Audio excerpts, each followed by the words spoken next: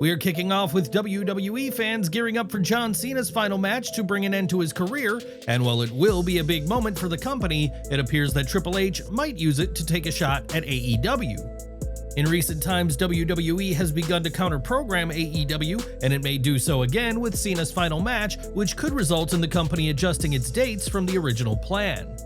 During the latest Wrestling Observer Live, Brian Alvarez revealed WWE is considering changing the date of his final match to take place on December 27th, which would be the same day as AEW's World's End event.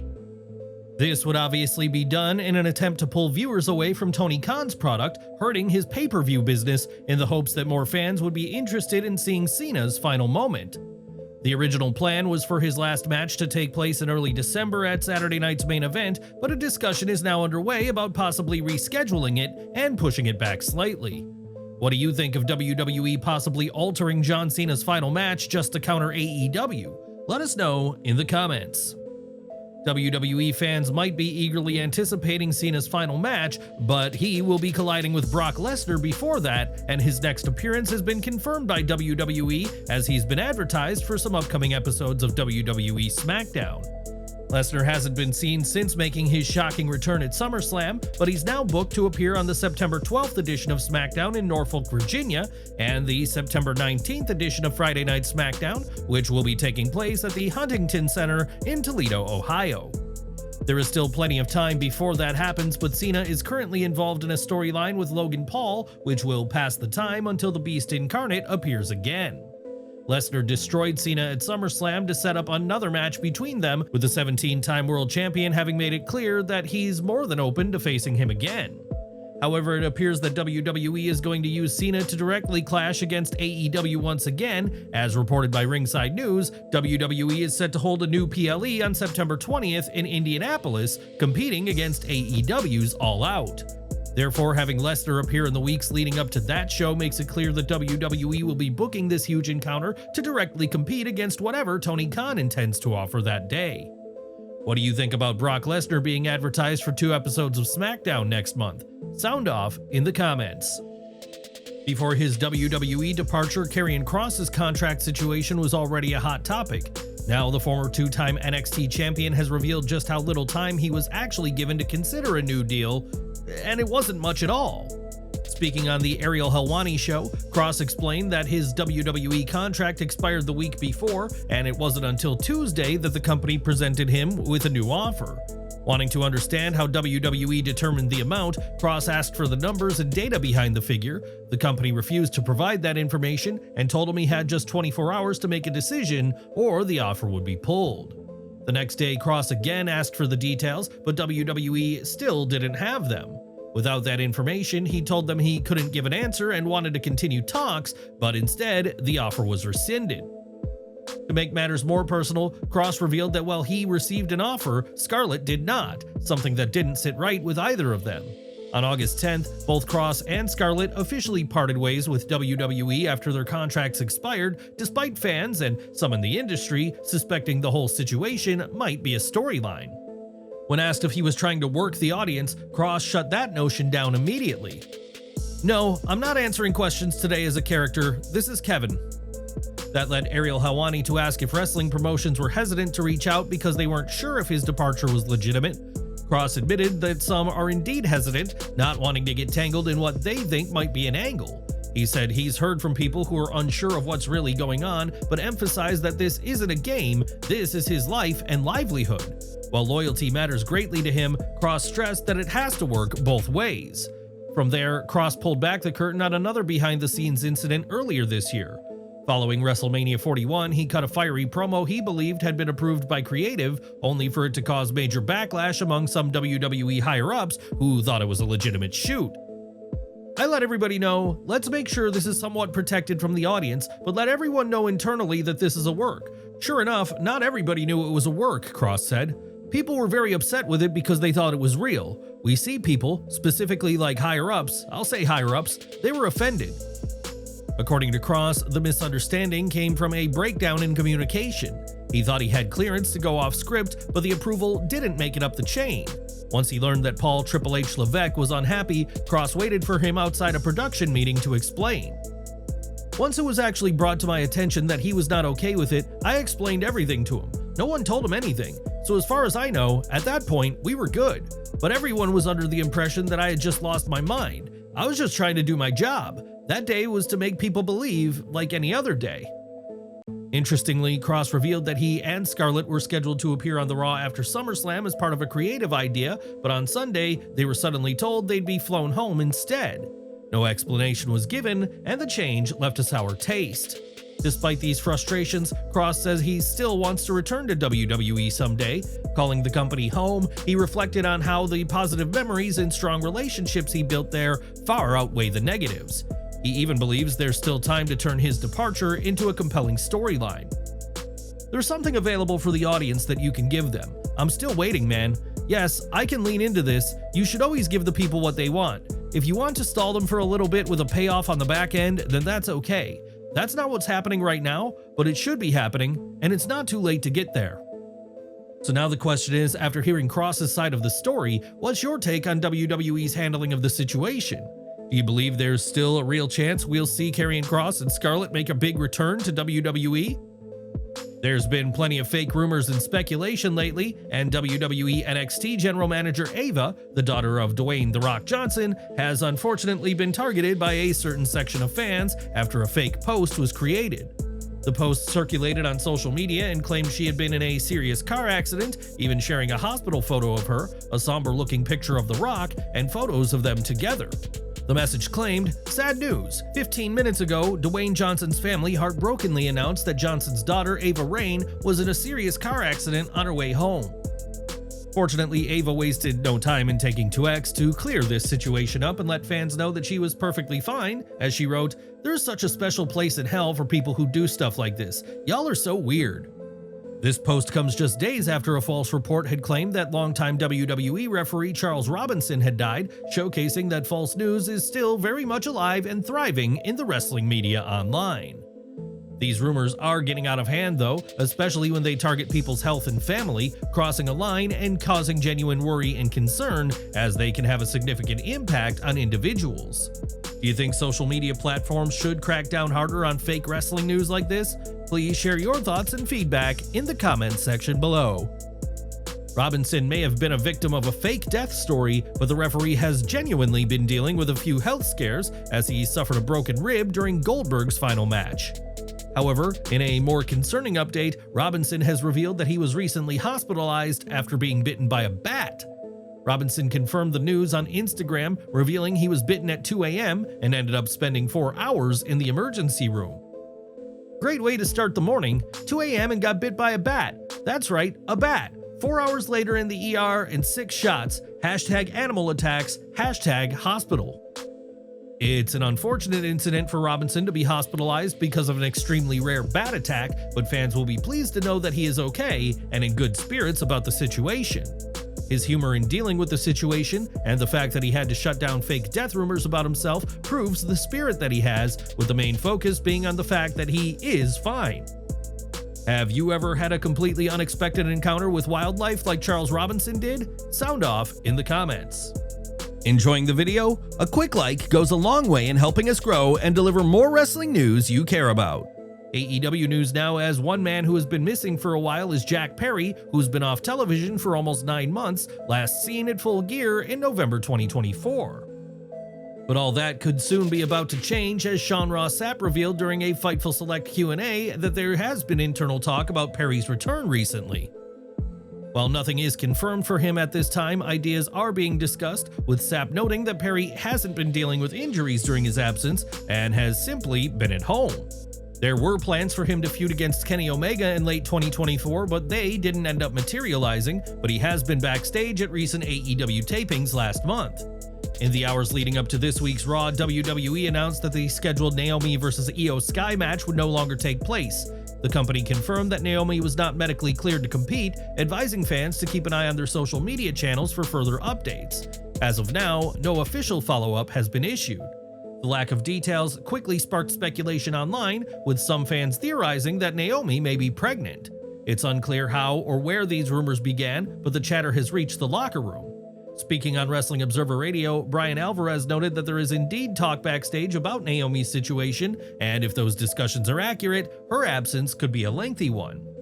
Adding another layer of curiosity, Naomi and her husband Jimmy Uso are scheduled to appear on Stephanie McMahon's podcast tomorrow. While no topic list has been confirmed, many fans are wondering if her current status will be addressed during the conversation. Despite the uncertainty, some misinformation has been making the rounds, including claims that the WWE Women's World Championship has already been vacated. This is completely false. The title remains in Naomi's possession, and there has been no official change. In a lighter moment amid the speculation, some fans jokingly blamed Jimmy Uso for the potential hiatus, playfully referring to him as Big Jim. The comments were made in jest, but they've only added to the buzz surrounding Naomi's situation.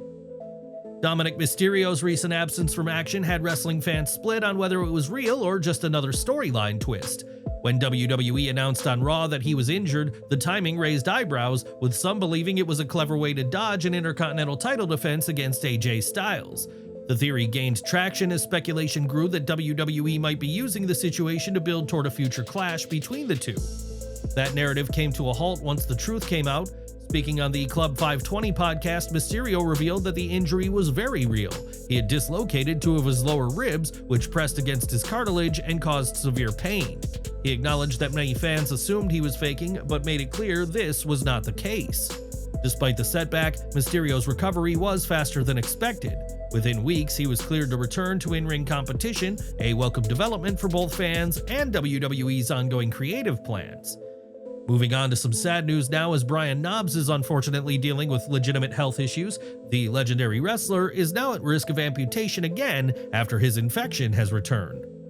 Knobbs revealed the news to fans in a new video, admitting that doctors are discussing the possibility of amputation.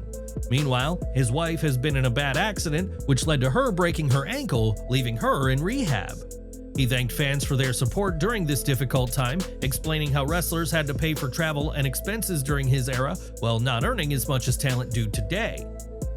Knobbs has told fans that he'll continue fighting while also asking anyone to consider donating to his GoFundMe account as he deals with one of the hardest moments of his life. We will not be providing complete coverage of AEW Dynamite, but we are going to recap some of the most notable moments from the show. Adam Copeland was in action this week in a match against Stokely Hathaway, which saw some humiliating moments with plenty of ringside antics taking place as Copeland asked females if they'd hook up with Stoke in a rather odd moment.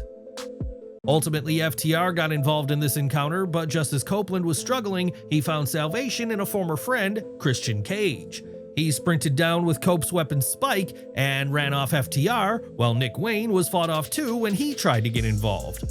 After that segment ended, the legendary tag team stared each other down until they broke the tension and hugged in the ring, which received a huge pop. It's an interesting twist, as Copeland had told Cage to go and find himself the last time they were shown together. What's your take on this dramatic change for Christian Cage and AEW? Please share your thoughts and feedback in the comments section below. Fans were treated to an intense promo segment between MJF and Hangman Page as the Salt of the Earth attempted to convince Page to give him a shot at the AEW World title. Despite his best efforts, the Cowboy simply decided to mock MJF and even convinced him to use his guaranteed title shot for a match at Forbidden Door, which brought an end to the intense promo exchange. These two men have excellent chemistry together in the ring and on the microphone, and that was clear as they looked to play off each other in this moment. They both threw great verbal shots at each other to get the fans interested in what was happening, but MJF ended up faltering first as he used his guaranteed title shot contract, which wasn't his intention. It's a strong next step for this rivalry though, as MJF isn't going to ruin Page's title run by stealing the title from him when he's vulnerable. Instead, he'll have to beat him on pay-per-view. AEW has now created a huge money match for Forbidden Door between two of its biggest stars, and that's something that should help the pay-per-view itself. Of course, MJF could still have a trick up his sleeve, possibly involving the Hurt Syndicate or some form of loophole in the contract, but fans will be able to see all of that play out at the O2 Arena. Speaking of major AEW stars, Jon Moxley took on Kevin Knight this week in a fun singles match, with Knight bringing his athleticism and strength to push the former world champion to his limits. Despite his best efforts, Moxley caught him with a lying sleeper to gain a submission victory, and Knight then found himself being beaten down by Wheeler Yuta and Marina Shafir for his troubles afterward. Darby Allin and Speedball Mike Bailey eventually made the save, with Mox and Shafir being run off, but Yuta wasn't as lucky as he found himself in a body bag until Claudio Castagnoli made the save, trapping Allin in it instead. That's when Will Ospreay made his shocking return to save Allin as he challenged the Death Riders to a lights-out steel cage match in London, England. The match itself wasn't as dramatic as Moxley's bout with Speedball, but that's likely due to everything that was about to unfold after the bell. But it did showcase why the Jet has a lot of potential, even if he's not quite at Moxley's level yet. Allen's return was expected here, while Castagnoli's felt like a jump scare due to it coming out of nowhere. However, Ospreay brought the biggest surprise as he revealed that he was dealing with health issues 3 weeks ago. Ospreay could have stayed in the United Kingdom until AEW traveled across the seas, but instead, he popped up here to build his storyline. Moxley and Allin will eventually get to have a singles match, but Forbidden Door will benefit from having as much star power as possible, so the multi-man makes sense, especially since the talent in the steel cage could steal the show and even close it. Ospreay announced Hiroshi Tanahashi would team with him and Allin against the Death Riders in a backstage segment, while he also asked Renee Paquette for a sit-down with Moxley, presumably for next week. Meanwhile, the Death Riders weren't pleased about Tanahashi's involvement and found the Young Bucks in the extras room where they agreed to work together. Tony Schiavone then confirmed that Mox, Castagnoli, Gabe Kidd, and the Young Bucks will face Ospreay, Allin, Kenny Omega, Kota Ibushi, and Tanahashi at Forbidden Door. The Young Bucks have been on a downward spiral in recent weeks after losing their EVP status, and Matt and Nick Jackson haven't been on the best of terms with management due to losing their entrance. Despite their complaints, they received another lackluster entrance on this week's AEW Dynamite, which was made even worse by Justin Roberts' ring introductions. However, they made the veteran ring announcer pay for that by taking him out with a pair of super kicks, showing just how badly their recent issues have gotten to them. It was revealed later in the show that the Young Bucks had been fined $10,000 for assaulting Roberts, and while that's nothing to two men who have earned as much as they have over the years, it's still a notable figure. Now it remains to be seen where AEW will take this storyline next, as the Young Bucks continue to be edging closer to becoming jobbers within the company, while fans wonder if they'll regain their EVP status or even have another title run. What's your take on the Young Bucks' current direction in AEW? Do you think they'll miss the 10K? Let us know what you think in the comments section. Elsewhere, Hook is finally making his way back to All Elite Wrestling, as fans were shown a teaser trailer for the comeback of the three-time FTW champion. Fans last saw Hook at Double or Nothing, where he teamed with Swerve Strickland, Kenny Omega, Samoa Joe, Powerhouse Hobbs, and Katsuyori Shibata in the Chaotic Anarchy in the Arena match. His absence has been due to a concussion that he suffered during the match, and at the time he told fans that he'd be back soon, and people have been waiting patiently ever since that moment. His comeback has been teased, and audiences can now eagerly await seeing what he's going to do next. His unique style and attitude will allow Tony Khan plenty of options regarding what he wants to do with him. Hook has been a standout for AEW since he debuted, and there are still plenty of new rivalries that he could be involved in, or he might push for another run with the FTW title. Are you ready to see Hook back in action, and who should he feud with first? Share your thoughts in the comments. Samoa Joe also returned to action in a dominant manner as he, Katsuyori Shibata, and Powerhouse Hobbs dominated La Facción Ingobernable. Joe was the man to pick up the win as he made Dralístico tap out to the Coquina clutch, instantly reminding fans what a threat he is, with his return being perfectly timed for Forbidden Door. The match was short though, and that led to an anticlimactic end to the evening after such a strong night of action, especially since there was no challenge or anything set for Forbidden Door.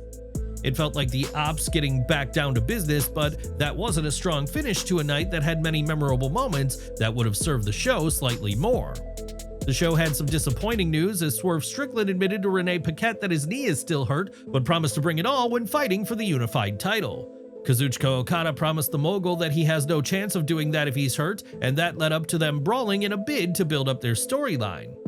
Fans are hoping Swerve's knee injury is just a part of the storyline right now and nothing overly serious, as it would be a shame to see him miss out on this big match, but the segment did add some drama.